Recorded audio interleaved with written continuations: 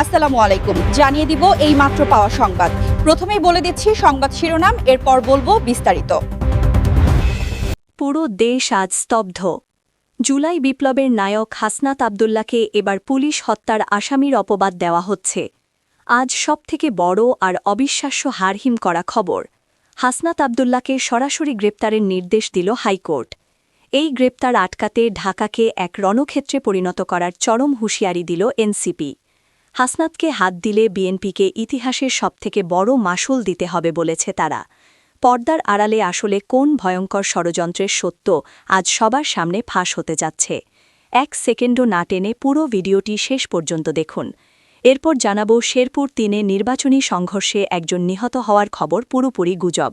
Returning কর্মকর্তার স্পষ্ট বক্তব্য, এলাকায় কোনো সহিংস ঘটনা ঘটেনি, সবাইকে বিভ্রান্তিকর তথ্য না ছড়ানোর আহ্বান।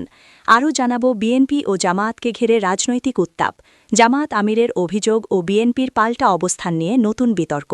দেশের রাজনৈতিক অঙ্গনে বাড়ছে উত্তেজনা ও আলোচনা। এতক্ষণ শুনছিলেন শিরোনাম, এখন বলবো বিস্তারিত।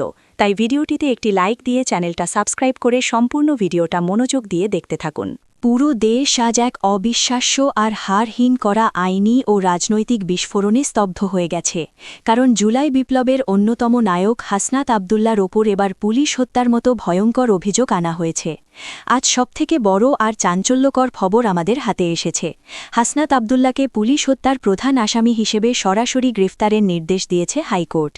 এই খবর ছড়িয়ে পড়ার পরপরই রাজপথে নেমে এসেছে এনসিপির হাজার হাজার নেতাকর্মী, এবং তারা ঢাকাকে এক রণপেত্রা পরিণত করার চরম হুঁশিয়ারি দিয়েছে। এনসিপি স্পষ্ট জানিয়ে দিয়েছে যে হাসনাত আবদুল্লার গায়ে হাত দিলে বিএনপিকে ইতিহাসের সবথেকে বড় মাশুল দিতে হবে। পর্দার আড়ালে আসলে কোন ভয়ঙ্কর ষড়যন্ত্রের ইশারায় বিপ্লবের নায়কদের আজ খুনি সাজানো হচ্ছে, এবং কেন জুলাইয়ের সহযোদ্ধাদের মধ্যে এই ভ্রাতৃঘাতী সংঘাতের শুরু হল, আজ তার সব গোপন সত্য আপনাদের সামনে সরাসরি ফাঁস করব। তাই পরিস্থিতির ভয়াবহতা বুঝতে এক সেকেন্ডও না টেনে পুরো ভিডিওটি শেষ পর্যন্ত দেখুন। কারণ আজকের এই প্রতিদিনম দাবিরতোষের ভঙ্গলতা কাঠামোর এক মৈঢকার ষড়যন্ত্র উন্মোচন করতে যাচ্ছে। আদালত পাড়া এবং অত্যন্ত বিশ্বস্ত সূত্র থেকে পাওয়া তথ্য অনুযায়ী বিগত আন্দোলনের সময় বেশ কয়েকজন পুলিশ সদস্য নিহতের ঘটনায় করা মামলায় হাসনাত আবদুল্লার নাম জড়িয়ে আজ হাইকোর্টে এক বিশেষ শুনানি অনুষ্ঠিত হয়। শুনানি শেষে আদালত তাকে অবিলম্বে গ্রেফতারের নির্দেশ প্রদান করে। প্রত্যক্ষদর্শীদের দাবি, এই আদেশের খবর শোনার পর থেকেই এনসিপি এবং বৈষম্য বিরোধী ছাত্র আন্দোলনের একাংশ ক্ষোভে ফেটে পড়ে। তারা বলছে, যারা রাজপথে বুকের রক্ত দিয়ে স্বৈরাচার হটিয়েছে, আজ তাদেরকেই খুনি হিসেবে জেলে ঢোকানোর নীল নকশা সাজানো হচ্ছে। এনসিপির শীর্ষ নেতারা এক জরুরি বিবৃতিতে জানিয়েছেন, এই মামলাটি সম্পূর্ণ রাজনৈতিক উদ্দেশ্য প্রণোদিত এবং এর পেছনে বিএনপির একটি বিশেষ মহলের ইশারা রয়েছে। তারা হুঁশিয়ারি দিয়েছেন যে ২৪ ঘণ্টার মধ্যে এই নির্দেশ প্রত্যাহার না করা হলে সারা দেশে আগুন জ্বলবে এবং এর দায়ভার সম্পূর্ণ বর্তমান প্রশাসন ও বিএনপিকে নিতে হবে। গোয়েন্দা সংস্থাগুলোর একটি বিশেষ এবং গোপন রিপোর্ট বলছে, জুলাই বিপ্লবের পর থেকে ক্ষমতার ভাগাভাগি এবং আদর্শিক দ্বন্দ্বে একসময়ের ঘনিষ্ঠ মিত্রদের মধ্যে বড় ধরনের ফাটল ধরেছে। বিশেষ করে হাসনাত আবদুল্লার ক্রমবর্ধমান জনপ্রিয়তা এবং প্রভাবশালী অবস্থান অনেকেরই গলার কাটা হয়ে দাঁড়িয়েছে। রাজনীতির অন্দরমহলে কান পাতলে শোনা যাচ্ছে, হাসনাতকে আইনি মারপ্যাচে আটকে মাঠ থেকে সরিয়ে দেওয়ার জন্য গত কয়েক সপ্তাহ ধরে গোপন বৈঠক হয়েছে। সেখানে সিদ্ধান্ত নেওয়া হয়েছিল যে পুলিশ হত্যার মতো স্পর্শকাতর অভিযোগ সামনে এনে তাকে জনবিচ্ছিন্ন করা হবে। কিন্তু এনসিপির পাল্টা হুঁশিয়ারি এবং রাজপথের উত্তপ্ত পরিস্থিতি প্রমাণ করছে যে এই চালটি হিতে বিপরীত হতে যাচ্ছে। সাধারণ মানুষের মনে এখন একটাই প্রশ্ন, যে হাসনাত আবদুল্লা জীবন বাজি রেখে বিপ্লব সফল করলেন, তাকে কি আজ সত্যিই খুনি হিসেবে কারাগারে যেতে হবে? বর্তমানে ঢাকা শহরের প্রতিটি গুরুত্বপূর্ণ মোড় এবং আদালত চত্বরে আইনশৃঙ্খলা রক্ষাকারী বাহিনীর বিপুল সদস্য মোতায়েন করা হয়েছে। সাজোয়া যান আর জলকামান নিয়ে প্রস্তুত রয়েছে পুলিশ ও বিজিবি। রাজপথে যে কোনো সময় বড় ধরনের কোনো রক্তপাত বা চরম সংঘাত ঘটার আশঙ্কা করা হচ্ছে। আজকের এই বিশেষ প্রতিবেদনে আমরা হাসনাত আবদুল্লাহকে গ্রেফতারের নির্দেশের পেছনের সব অন্ধকার ষড়যন্ত্র এবং এনসিপির পাল্টা হুঁশিয়ারির নেপথ্য সত্য আপনাদের সামনে তুলে ধরলাম। পরিস্থিতি এখন যেদিকে মোড় নিচ্ছে, তাতে মনে হচ্ছে সামনে খুব বড় ধরনের কোনো রাজনৈতিক মহাপ্রলয় অপেক্ষা করছে। আপনারা কি মনে করেন, হাসনাত আবদুল্লার বিরুদ্ধে এই আইনি পদক্ষেপ কি ষড়যন্ত্র নাকি ন্যায় বিচার? আর এই সংঘাত কি বিপ্লবের অর্জনকে ধূলিসাৎ করে দেবে? আপনাদের মূল্যবান মতামত নিচের কমেন্ট বক্সে অবশ্যই লিখুন। ব্রেকিং নিউজের প্রতিটি আপডেট সবার আগে পেতে ভিডিওটি এখনই শেয়ার করুন এবং আমাদের সাথেই থাকুন। বাংলাদেশের রাজনীতিতে নতুন করে উত্তাপ ছড়িয়েছে বাংলাদেশ জাতীয়তাবাদী দল এবং বাংলাদেশ জামায়াতে ইসলামীর সম্পর্ক ও অবস্থানকে ঘিরে। সম্প্রতি জামায়াতে ইসলামীর আমির ডাক্তার শফিকুর রহমান এক বক্তব্যে অভিযোগ করেছেন, বিএনপি ধোঁকা দিয়ে ফ্যাসিবাদের পথে হাঁটছে। তার এই মন্তব্য রাজনৈতিক অঙ্গনে ব্যাপক আলোচনা ও সমালোচনার জন্ম দিয়েছে। ডাক্তার শফিকুর রহমান বলেন, দেশের জনগণ দীর্ঘদিন ধরে গণতন্ত্র পুনঃপ্রতিষ্ঠায় আশায় বিরোধী রাজনৈতিক দলগুলোর দিকে তাকিয়ে আছে। কিন্তু সেই প্রত্যাশার বিপরীতে বিএনপির কিছু কার্যক্রম ও রাজনৈতিক কৌশল জনগণের মধ্যে বিভ্রান্তি সৃষ্টি করছে।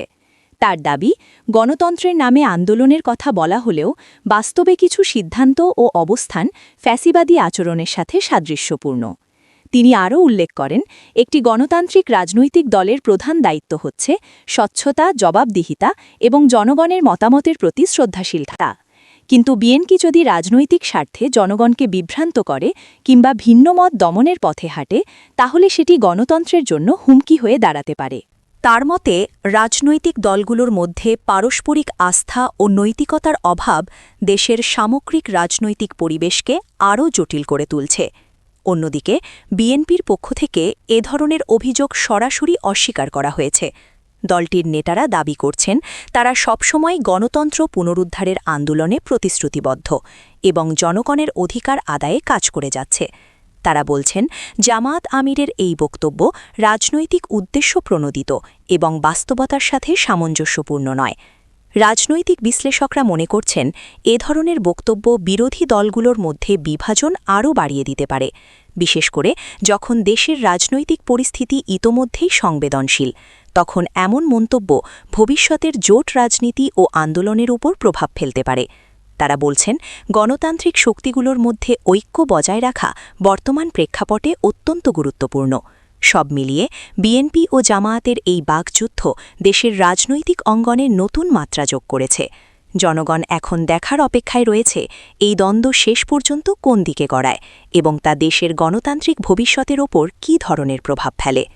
শেরপুর ৩ আসনে নির্বাচন সংক্রান্ত একটি সংঘর্ষে একজন নিহত হবার খবর সামাজিক যোগাযোগ মাধ্যমে ছড়িয়ে পড়লেও তা সম্পূর্ণ গুজব বলে জানিয়েছে স্থানীয় প্রশাসন ও নির্বাচন সংশ্লিষ্ট কর্মকর্তারা।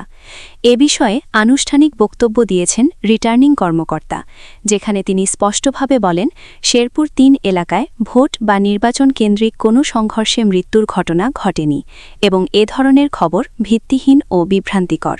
রিটার্নিং কর্মকর্তা আরও জানান, সম্প্রতি কিছু অনলাইন প্ল্যাটফর্ম ও সামাজিক যোগাযোগ মাধ্যমে একটি সংঘর্ষে প্রাণহানির দাবি প্রচার করা হয়, যা দ্রুতই এলাকায় আতঙ্ক সৃষ্টি করে।